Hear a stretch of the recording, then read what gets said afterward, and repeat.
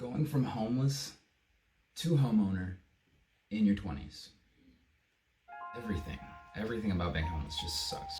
I went back to the homeless shelter I stayed in like 2 years later, and I still saw probably like half the same kids still staying there, still not progressing or doing anything with themselves. And the whole time I was there, they saw me working on my credit, and they saw me leaving every day, never being at the park that they were staying at, and going and doing my own thing, and then just showing up when I needed to.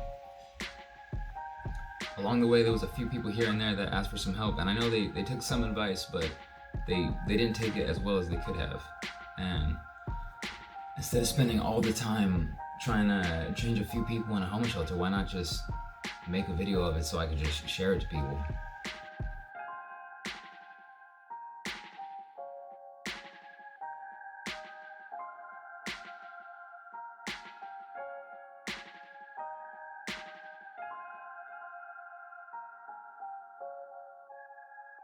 Let's say you are 15 right now in a homeless shelter.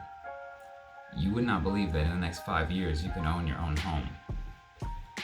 What are the steps that I need to take to go from being in a homeless shelter to owning my own house?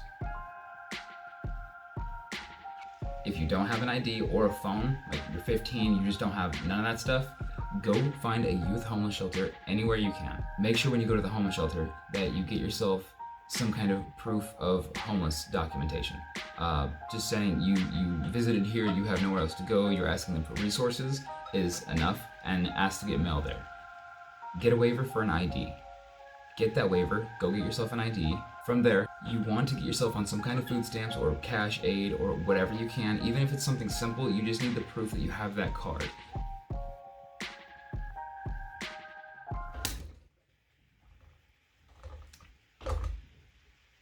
Swear to God, these flies.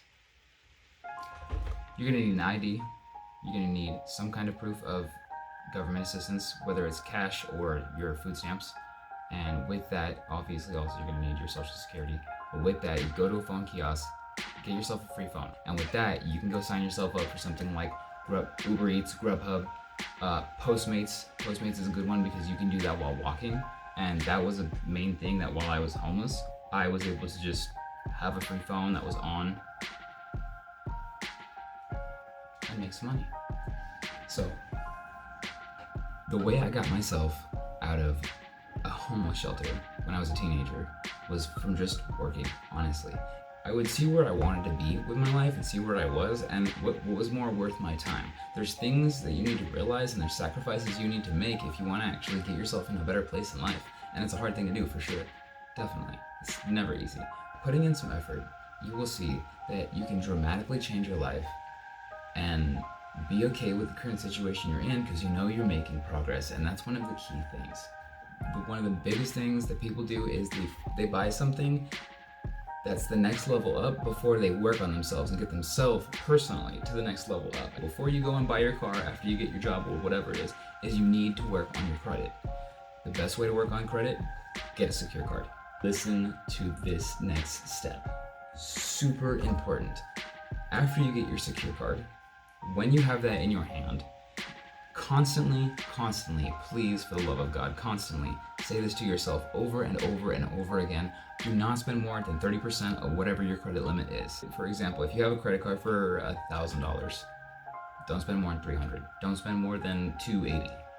So with that example, your first secure card being $300, right? You're not going to want to spend more than $90.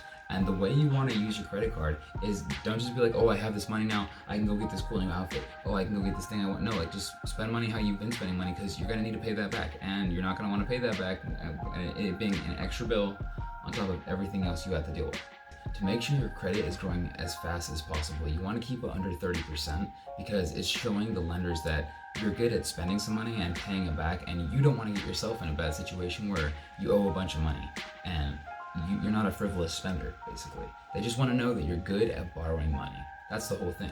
So every 6 months or so, you can increase your credit. It'll go up and you'll be able to spend more, so you don't have to worry about all that, but just keep it under 30% and you will see your credit grow the fastest, I swear. So once you're in the flow of having your own job, knowing how credit works and all that stuff, then you can just work and save and buy a house. That's really it. That's all there is to it. It's not as hard as you think. It's really not. In California, you can buy a 2-bedroom house, 10 grand down payment.